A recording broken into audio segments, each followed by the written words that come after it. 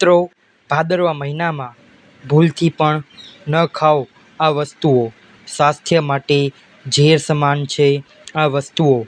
મિત્રો, હવે ભાદ્રપદનો મહિનો શરૂ થઈ રહ્યો છે. શાસ્ત્રોમાં ભાદ્રપદને શુભ ગણવામાં આવ્યું છે. આ માસ સારું પરિણામ આપે છે. ખાસ કરીને ઉપવાસના નિયમો અને ભક્તિની માન્યતા મુજબ ભાદ્રપદનો મહિનો ચાતુર્માસના બીજા મહિના તરીકે ઓળખાય છે. ભાદ્રપદના મહિનામાં ઘણા ધાર્મિક તહેવારો આવે છે, જેમાં ગણેશોત્સવ સૌથી મહત્વપૂર્ણ છે. આ મહિને કઈ વસ્તુઓ ખાવી જોઈએ, કઈ વસ્તુઓ ન ખાવી જોઈએ, ચાલો જાણીએ અને એ પણ જાણીએ કે આ માસમાં શું કરવું જોઈએ અને શું ન કરવું જોઈએ. તેથી વિડીયોને અંત સુધી જુઓ. નંબર 1. આયુર્વેદની પરંપરા. ચિકિત્સા પદ્ધતિ મુજબ આપણે ભાદરવા મહિનામાં પાનવાળી શાકભાજી ખાવાનું ટાળવું જોઈએ. આ મહિનામાં પિત્ત એકઠું થવા લાગે છે. વરસાદ માટે લીલા પાનવાળા શાકભાજીમાં બેક્ટેરિયાઓ ખૂબ જ ભય રહે છે, તેથી તેને ખાવું સ્વાસ્થ્ય માટે હાનિકારક બની રહે છે. નંબર 2. તમારે દહીં ખાવાનું પણ ટાળવું જોઈએ.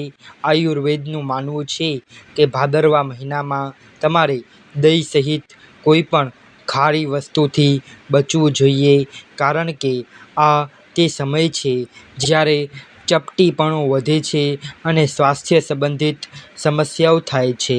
નંબર 3. આધુનિક તબીબી વિજ્ઞાન અનુસાર વરસાદની મોસમમાં જમીનના મોટા ભાગના કીડાઓ સપાટી પર આવે છે અને કેટલીકવાર તેમની હાજરી માનવ શરીર માટે ઝેર સંબંધી હોય છે. ભાદરવા મહિનામાં ઢોસા, ઇડલી અથવા ઢોકળા વગેરે સહિતની વસ્તુઓ જે આથો ધરાવતી હોય તેને ખાશો નહીં. જે આથો ધરાવતી હોય તેને ન ખાવું જોઈએ, કારણ કે તે ઝડપથી બેક્ટેરિયાનો ભય આપે છે. નંબર 4. ભાદરવા મહિનામાં છાશ, દહીં અને તેનાથી બનેલી વસ્તુઓ ખાવાથી બચો. ભાદરવા મહિનામાં બીજી કોઈ પણ વસ્તુઓનો તમે ઉપયોગ કરી શકો છો. આ મહિને રીંગણ ન ખાવા, કારણ કે તેમાં કૃમિ હોય છે અને પેટમાં ગેસ પણ બને છે. ભાદ્રપદ મહિનામાં ગોળનું સેવન ન કરવું જોઈએ. એવું માનવામાં આવે છે કે ભાદ્રપદના મહિનામાં ગોળનું સેવન કરવાથી પેટ સંબંધિત બીમારીઓ અને બોલવામાં તકલીફ થવાની સમસ્યા રહે છે. નંબર 7. ભાદરવા મહિનામાં મધનું સેવન ન કરવું જોઈએ. નંબર 8. ભાદરવા મહિનામાં ડુંગળી, લસણ અને મસાલેદાર વસ્તુઓ પણ ન ખાવી જોઈએ. નંબર 9. ભાદ્રપદ મહિનામાં માછલી, માંસ અને દારૂનું સેવન વર્જિત છે અને તેને ટાળવું જોઈએ. નંબર 10. ભાદ્રપદ મહિનામાં નાળિયેર તેલનું સેવન ન કરવું જોઈએ. નંબર 11. આ મહિનામાં તલનું તેલ સેવન ન કરવું જોઈએ, તેનાથી રોગ થઈ શકે છે. આવો મિત્રો, હવે આપણે જાણીએ ભાદરવા મહિનામાં શું ખાવું જોઈએ. નંબર 1. ભાદરવા મહિનામાં શારીરિક અને બૌદ્ધિક શુદ્ધિ માટે માત્ર શાકાહારી ખોરાક લેવો જોઈએ. તેને સ્વાસ્થ્ય માટે ખૂબ જ સારું માનવામાં આવે છે. નંબર 2. ગાયનું દૂધ, ગાયનું ઘી અને ગાયના દૂધમાંથી બનેલી અન્ય વસ્તુઓનું સેવન કરવું જોઈએ. એવું માનવામાં આવે છે કે ગાયનું દૂધ પીવાથી વંશશક્તિ વધે છે. નંબર 3. ભાદરવા મહિનામાં માખણનું સેવન કરવું જોઈએ. તેનાથી આયુષ્ય વધે છે. નંબર 4. જેની છાલ પર કથ્થાઈ કાળા ડાઘ હોય એવા પાકેલ કેળાને સૂંદીને એમાં સાકર ઉમેરી બપોરે જમવા સાથે ખાવા જોઈએ. જો ઈચ્છા હોય તો ઘી પણ ઉમેરી પણ શકાય છે. કેળા સાથે ઘી પાચનમાં ભારે થાય એટલે જ ઘી ઉમેરો. તે પછી 2 એલચી વાટીને ઉમેરી દેવી. જો ખીર અને કેળા બંનેનો પ્રયોગ કરવો હોય તો કેળા બપોરે અને ખીર સાંજે એમ ગોઠવવું જોઈએ. નંબર 5, વહેલી સવારે કે સાંજે પરસેવો વરે એટલું ચાવવું. નંબર 6, દૂધની વાનગીઓ ખીર, દૂધપાક લઈ શકાય છે. નંબર 7, ઘીનું મોણ નાખી પૂરી કે રોટલી પિત્તના શમનમાં ખૂબ ઉપયોગી રહે છે. નંબર 8, સંતરા, મોસંબી જેવા પાકેલા ખાટા મીઠા ફળો જે ઘણા ઉપયોગી છે, પર પરાણે પકાવેલા અને માત્ર ખાટા ફળો સારા નથી. નંબર 10, સૂરણ, મગ બાફેલા મગનું પાણી સ્વાસ્થ્ય સારું રાખે છે.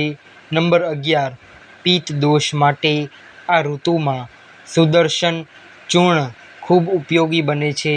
નંબર 12, તાપમાં બહાર ફરવાનું વધુ થતું હોય તેઓએ નિયમિત અંતરે પાણી, લીંબુનું સાકરવાળું દૂધ કે મોરી ખાટી ન હોય તેવી છાશમાં સાકર નાખી બનાવેલી લસ્સી, ખસગુલાબનું શરબત, ધાણા, વરિયાળી, સાકરનું શરબત પીવાનું રાખવું જોઈએ.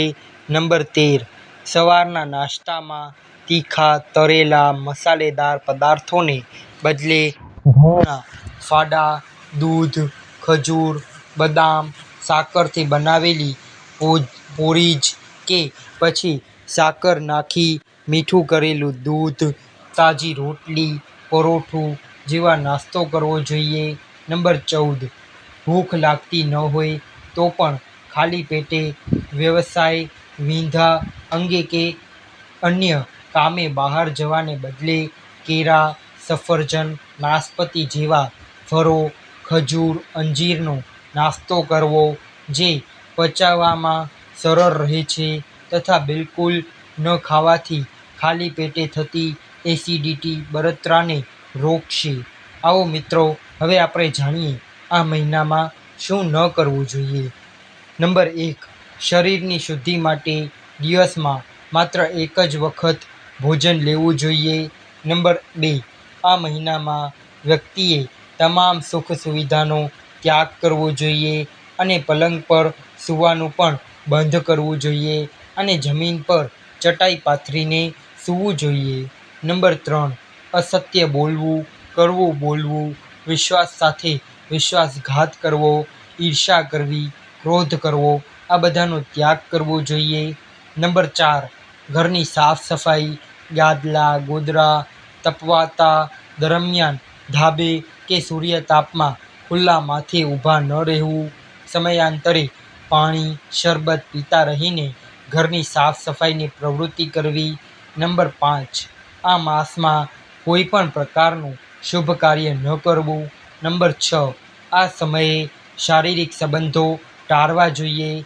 મિત્રો, હવે આ મહિને શું કરવું જોઈએ તેના વિશે પણ થોડું જાણી લઈએ.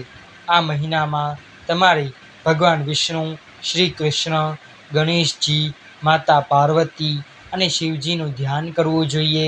આમ કરવાથી તમારી બધી મનોકામનાઓ પૂર્ણ થાય છે. નંબર 2, ભાદરવા મહિનામાં પવિત્ર નદીમાં સ્નાન કરવું જોઈએ. આળસ દૂર કરવા માટે આ મહિનામાં ઠંડા પાણીથી સ્નાન કરવું જોઈએ. નંબર 3, વ્યક્તિએ પોતાની ક્ષમતા મુજબ આ મહિનામાં ગરીબોને દાન કરવું જોઈએ. તો મિત્રો, આ વિડીયો તમને કેવો લાગ્યો તે અમને કોમેન્ટ બોક્સમાં જરૂર જણાવજો. જો તમને આ વિડીયો પસંદ આવ્યો હોય તો આ વિડીયોને લાઈક કરજો, શેર કરજો અને આપણી યુટ્યુબ ચેનલને સબસ્ક્રાઈબ કરી બેલ આઇકન દબાવજો. ધન્યવાદ. હર હર મહાદેવ.